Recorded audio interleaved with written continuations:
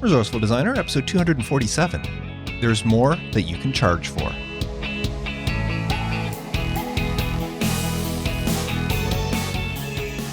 Welcome to the Resourceful Designer podcast, offering solutions to streamline your graphic and web design business so you can get back to designing. And now, your host. What? Are you kidding me? I'm not reading this one. No, just get on with the show, Mark. What?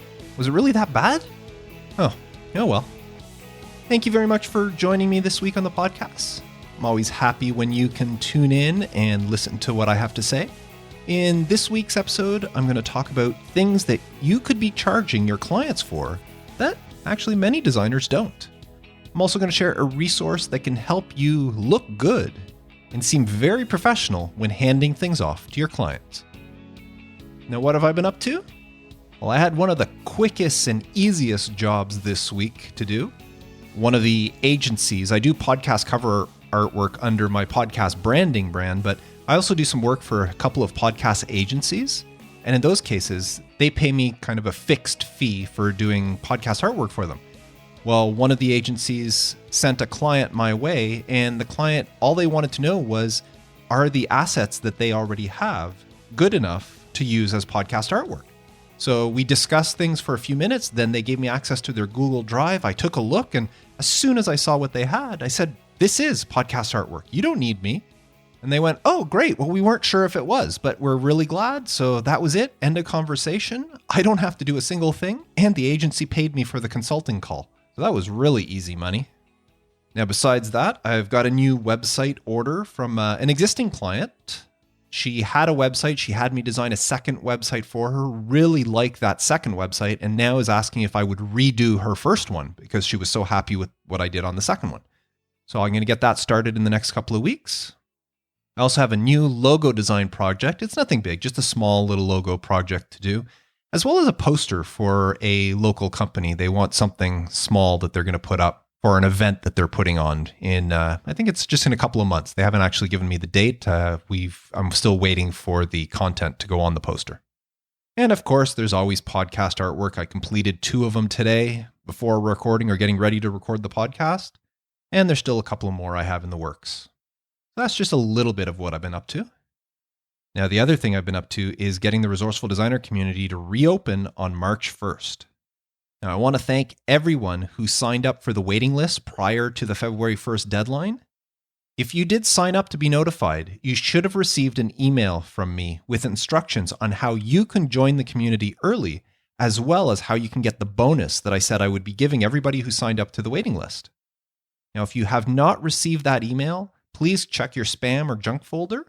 I sent it out on February 1st. And if you don't have it, please either send me an email at info@resourcefuldesigner.com or fill out the form at resourcefuldesigner.com/feedback, and I'll be sure to resend the instructions to you on how you can join early and get the bonus for signing up for the waiting list. But for everybody else, the Resourceful Designer community will be reopened on March 1st for you to join. And that site to keep an eye on is resourcefuldesigner.com/community. And now, this week's resource of the week. This week's resource, as I said in the intro, will make you look really good when it comes to your clients when you present logos to them. And that's Logo Package Express. If you use Adobe Illustrator to create logos, you need this extension. Just last week, I presented a client with the package full of logos, and they were just overwhelmed with how well organized and everything was. They said that they've had logos done before and have never received something in so much detail. And Logo Package Express is amazing. It's an extension for Adobe Illustrator, and all you do is you open up the extension, select your logo, click a couple of buttons, and it gets everything ready for you. You can go in, pick and choose if there's anything you want or don't want, and then it exports them all into their own folders, neatly organized and ready to hand off to a client. So a job that would normally take hours to do, saving each variation of a logo, the color version, the black and white version, the reversed white on black version, and so forth, what would normally take you hours to do, Logo Package Express gets it done in under 5 minutes. And I know that everyone I've talked to who's purchased it and have used it say how amazed they are on how easy it is and how much time it saves them. In fact, it saves you so much time that the first time you use it, it pays for itself. Now, if you are already a Logo Package Express user and you have version 2.0, there is a bug. I just want to let you know, there is a bug with the newest version of Adobe Illustrator that came out. But Logo Package Express does have a release, I forget what version, it's 2.1 something or whatever, that fixes that bug if you do encounter something. So if you already have Logo Package Express, you should have received an email from Michael, the creator. He should have sent you something with instructions on how to update the plugin. But if you're not using it and you want to get $20 off the cost, visit resourcefuldesigner.com/LPE20. That's LPE for Logo Package Express 20, the number 20. And that should automatically take $20 off the cost of purchasing Logo Package Express. So that's this week's Resource of the Week. And now, there's more you can charge for. Running your own design business or freelancing as a graphic or web designer seems like such an easy gig to most people. A client asks you to create something for them. They pay you for what you design. Simple, right? And for thousands of graphic designers all around the world, that's exactly what they do. A client brings them a project, the designer designs the project, the client pays for said project, and the cycle repeats. Now, what if I told you that many of these designers are leaving money on the table, meaning they could and probably should be charging much more to their clients than they actually are? Now, I'm not talking about your design rates. I'm not saying that these designers are worth much more than the rate that they're actually charging, although in fact they probably are. And maybe you should be looking at raising your rates. In fact, listen to episode 201 of the podcast where I share 10 signs that you should be raising your design rates. But no, what I'm getting at is there are many aspects of what you do as a designer that you could be charging your clients. And yet, many designers don't. And as such, those designers are missing out on money that they could be earning. And you may be one of them. Imagine if a client hires you for a new project to, let's say, design a poster for an upcoming local festival. Now, many designers will look at this and figure out how much to quote for a poster design. They may base it on an hourly rate, maybe on a flat fee, or perhaps even priced on a value that they're providing. Now, I cover pricing strategies for your design business in episode 11 of the podcast, but regardless of what pricing strategy you use, the price quote they give is based on designing the poster. And that's wrong. You will notice that the most successful designers out there, whenever you talk to or hear from a successful designer, they refer to what they work on as projects. They're not working on a poster for a local festival. They're working on a project for a local festival that involves designing a poster. You see, designing projects consists of multiple tasks, and not all of those tasks involve actual designing. Let me break this down. A client calls you on the phone to see if you're interested in designing a poster for their festival. You say yes, and you set up a time to meet their organizing committee and go over what they need. You meet with them to discuss the festival, who it's for, where it's happening, when it's taking place, how long it's going to last, what it entails, and of course, what sort of information they want on the poster. Once you're satisfied that you have everything you need, you go back home to your office and you prepare a quote for them. Now, maybe they receive the quote, they might have some follow-up questions for you, and it goes back and forth a little bit before they finally agree on your price and you get to work on the designing the poster. Now, your design process may include researching similar festivals from other areas just to see what they did. It may include browsing stock image sites to find the perfect images to complement the festival and your design. It may include contacting the local printer and asking them about different paper stocks you can use, or maybe different finishing options for the poster. Maybe they asked you to coordinate with the festival's web designer if you're not also designing the website. Maybe they ask you to coordinate with the web designer in order to discuss the overall look of the festival's brand. Then, Once you've actually designed the poster, you need to present it to the client. Perhaps you send them an email, a PDF, or maybe you present it in person to them. And once the poster is approved, it's gone through the revision and they're all happy with it and they approve it, then you set up the final print files and hand them over to the client for them to bring to the printer. Unless, of course, you're also brokering the print deal, but for this example, let's say you're not brokering. You just hand over the print files. But it's not done there. Then you still have to prepare the invoice, send the invoice to the client, follow up on it, make sure that you get paid, and all of that. Only once you get paid is the project over. Now, out of everything that I just said there, how much of that did you charge the client for? Did you charge the client for the initial phone call when they called and asked if you're interested in working on the project? Did you charge them for the travel time to and from the in-person meetings that you went to? Did you charge them for the actual time of those meetings while you were there? Did you charge them for the time it took you to prepare the quote and answer any follow-up questions? Did you charge them for the research you did, looking up other festivals, or the time you spent browsing through hundreds of stock photos to find that perfect one? What about the time you spent discussing the festival's brand and overall look with the web designer? Or the time you spent discussing paper or other options with the printer? How about the time it took you to actually present the poster to the client? Did you put it on mock-ups? Did you mount a poster on a board and present it in person? And after the project was done, what about the time it took you to prepare the final files for the printer? Chances are you showed the proof to the client as a finished size poster, but the printer is probably going to need something with bleeds and possibly crop marks, and maybe there's some other things they want you to do to it. And what about the time it took you to prepare the invoice, send it off, update your books when the payment came in, and all of that stuff? Did you charge them for any of that? Or did you only charge them for designing the poster? Most inexperienced or struggling designers probably just did the latter. They charged only for the poster. But why? The poster design is only one part of the overall project you were hired for. And that project started the moment the client called you until the moment you received the final payment. Everything in between is billable. Your time is valuable, and you shouldn't be giving it away for free. Have you ever received an invoice from a lawyer? Make fun of lawyers as much as you will, but designers can actually learn a lot from how lawyers run their businesses. They keep track of every phone call they make, every sheet of paper they print out, every email they send, and every minute they spend talking or with the client.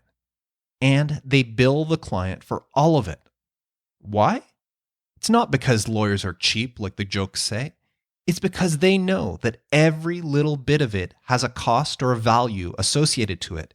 And since all of that is actually on the behalf of the client, that client should be paying for that cost or value. Now, I'm not telling you that you should be charging for every piece of paper that you print off, or every paper clip you use, or every email you send, but you would actually be in your right to do so if you so choose. Maybe this would be easier if I explain and broke down how I actually charge my clients. In my case, the initial email or phone call from a client, of course, is free. I don't charge them for that time, providing that call lasts no more than 15 or 20 minutes. In my opinion and my experience, 15 to 20 minutes should be long enough for a client to propose their project and for me to ask some initial questions and decide if it's something I want to do. Now, if the conversation goes longer than that, I'll make a note of it on a piece of paper or something and then incorporate whatever extra time into my project. But normally, if it looks like the conversation is going to go long, I'll actually ask the client if they can schedule another time with me to discuss their project in greater detail. And most of them are happy to do so. Now, for local clients, I charge them for whatever travel time it takes for me to get from my place to their office. And then the time I spend at their office, whether it's for the initial proposal, for a discovery meeting after they've hired me, for a presentation of the proof, or for whatever. I keep track of that time and add it to the cost. Now, once I'm back in my office working, I keep track of the time I spend doing research for the project, and this may include stuff like learning about the client and their industry, or stuff like browsing stock image sites to find the perfect images for whatever project I'm doing. Now, I personally use a tool called Clockify, which you can find at clockify.me. And I use this to keep track of time I spend on projects. Now, Clockify makes it very easy to turn on a timer, assign it to a project, and keep track of how much time you actually spend working on every project. Clockify has different levels that you can pay for, but I'm just using the free plan, and it works for everything I need. So whenever I start a project or anything to do with a project, I turn on the timer. Now, just a side note here, most of my projects these days are quoted using either project-based or value-based pricing. So I'm not actually billing by the hour, but I still like to keep track of how much time I spend on every project. And that's for my own benefit. That way I get to learn how much time it takes me to do certain things. If a client calls me while I'm working on a different client project, I'll switch the timer to their project for the duration of the call. Again, it's for my benefit. And I also learned from experience how long it takes me to do things like prepare a proposal or to prepare a quote and send it out. And all of this time is taken into consideration when I'm actually quoting on a project. If a client comes to me with a poster, I think, okay, how long is it going to take me to actually do the poster? But then how much time do I plan on doing research? Am I going to have to travel to the client? How far and how long will it take me to get to their office? Roughly, how long is a meeting going to last? And so forth and so forth. Now, of course, most of this is speculation and guesswork, but at least it's accounted for. And all of this is worked into the quote because my time is valuable. And if I'm spending that time on behalf of the client, then the client should be the one paying for it. If I only charge for the actual design I create, my business would not be as successful as it is right now. Now, there are plenty of other aspects of what you could be charging for. Consulting, for example. I used to get a lot of people wanting to, quote unquote, pick my brain about something. Mark, I have an idea for a new mail campaign for my business. I'd like to get your opinion on it. Or, Mark, my wife is opening a new business and I was wondering if you had any ideas on what she should do branding-wise before she gets started. You know the type of questions I'm talking about. I'm sure you get them as well. And yes, those questions may eventually lead to paid work, but most of the time, they're innocently looking for free advice from me. Now, when this happened once in a while, it wasn't a big deal. But when this started happening on a regular basis, it started eating into my valuable time. Time that I could be spending making money by working for other clients. Well, it got so bad at one point that I implemented a consulting fee. Now, whenever somebody calls or emails me to ask for advice, I tell them I would love to help them, but I can't right now. And then I provide them a link to a web page where they can schedule a time with me. And the page I direct them to is titled at the top, One-on-One Consultation, and it allows them to book a 1-hour time slot at the cost of $100. And you know what? 9 out of 10 people that I send there follow through and actually book a time. So where I used to get asked these questions and end up spending my valuable time offering advice for free, now I'm being paid for it. I am an expert. That's why these people are contacting me and asking my advice. So why shouldn't I be paid for my expertise? And so should you. Now, just so you know, I use a service called Book Like a Boss for booking these one-on-one consultation calls. But there are many other options that you can use to set up your own consulting schedule. Now, another thing you can charge for is add-ons. Add-ons include anything from WordPress plugins or perhaps stock images or anything in between. Basically, anything you need to purchase in order to complete the project for the client. Now, every web designer, or at least every WordPress web designer, uses themes and plugins to enhance whatever site they're building. And although many themes and plugins are free, often the best ones are premium plugins, the ones that are actually required to get the jobs done properly. And of course, premium plugins come at a cost. Now, in some cases, those costs should be passed on to the client. For example, I love Gravity Forms. I use them to create custom forms on websites. I've been using them for years and I swear by them. But not every website needs a custom form that robust. A lot of websites can perfectly use the default form that comes with Divi. Divi is the page builder I use to build websites, and it has a built-in form module that is usually good enough for a lot of websites. However, I do have several clients that need something more than a basic form, and that's where Gravity Forms comes in. Now, Gravity Forms is a premium plugin. It costs $59 per year for one website. So there'd be nothing wrong if I had to do this for one client. There would be nothing wrong if I charged the client $59 a year for the use of the plugin. I'd just be passing on the costs that I'm paying to them. And it would be the exact same cost that they would pay if they were designing their own website and had to use that plugin. However, since I use Gravity Forms on many websites, I have an elite license, which allows me to install Gravity Forms on unlimited websites. But why should I incur an extra expense for something that benefits my clients? Again, if it was a single client, I would pass the cost on to them. So why not do the same with multiple clients? Every client I have that uses Gravity Forms pays $59 a year for the use of the plugin, because that's what it should cost them. And with enough clients paying this fee, I'm actually making money on this. Now, for the record, my website maintenance plan, which I covered in detail in episode 216 of the podcast, my maintenance plan includes premium plugins as part of the cost. So if a client does sign up for my website maintenance plan, the cost of all premium plugins is rolled into it, which is also another great selling feature for a maintenance plan.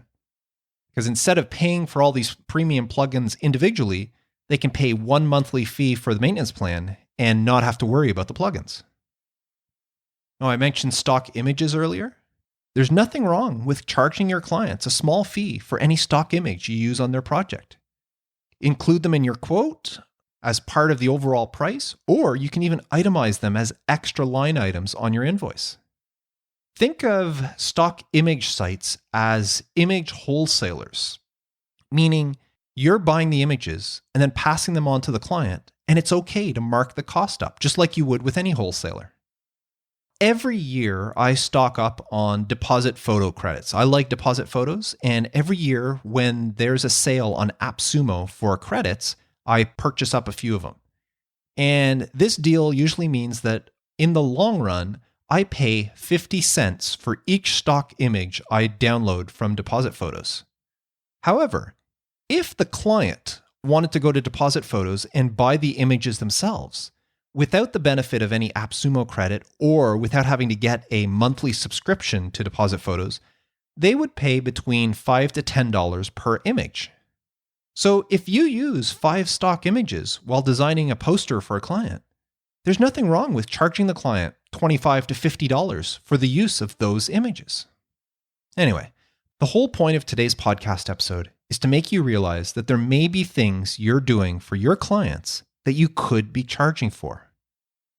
It's nice to think that these are just the costs of doing business, and in most cases, they are. But why should that cost come out of your pocket when your client is the one benefiting from them?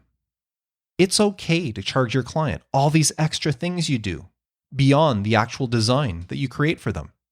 Whether it's add-ons, whether it's extra time, whether it's your expertise through consulting, all of it is valuable and should be charged for. Don't believe me? Try to think of the last time you saw a down-on-his-luck starving lawyer. You get my point? Designing may be your passion. I know it is for me. But passion doesn't pay the bills. If you want to run a successful design business, you need to treat it as a business. And that means charging your clients for your time, your efforts, your expertise, and whatever assets that are used for their projects. Now, there are many, many different ways that you can charge for extra things. I only covered a couple of them here. I would love to know what sort of things that you charge for. Please leave me a comment and let me know by visiting resourcefuldesigner.com/episode 247. Now, before I go, I want to remind you of the resource of the week, which is Logo Package Express. If you are already a user, make sure you upgrade to the newest version so that you don't encounter the bug with the new version of Illustrator that just recently came out. And if you don't already use Logo Package Express, visit resourcefuldesigner.com/LPE20. That's LPE20. And that'll save you $20 off the cost of purchasing Logo Package Express. And also, if you did sign up for the waiting list for the Resourceful Designer community, please check your email. And if you don't have a message from me, please reach out info@resourcefuldesigner.com or the feedback form at resourcefuldesigner.com/feedback and let me know you did not receive it, and I'll send you new instructions as well as how to get the bonus that I'm offering to anybody who signed up for the waiting list. And if that's not you, the community will be reopening on March 1st for new enrollees. But that's it for this week. Thank you so much for tuning in. If I could ask you one last favor, if you know a fellow designer that you think can benefit from this episode or any other episodes of Resourceful Designer, please share it with them. Tell them to search for the podcast anywhere they listen to audio. I've made sure that Resourceful Designer is available everywhere. Well, that's it for me. Thank you so much. I am Mark Decote, wishing you all the best with your design business and reminding you to stay creative.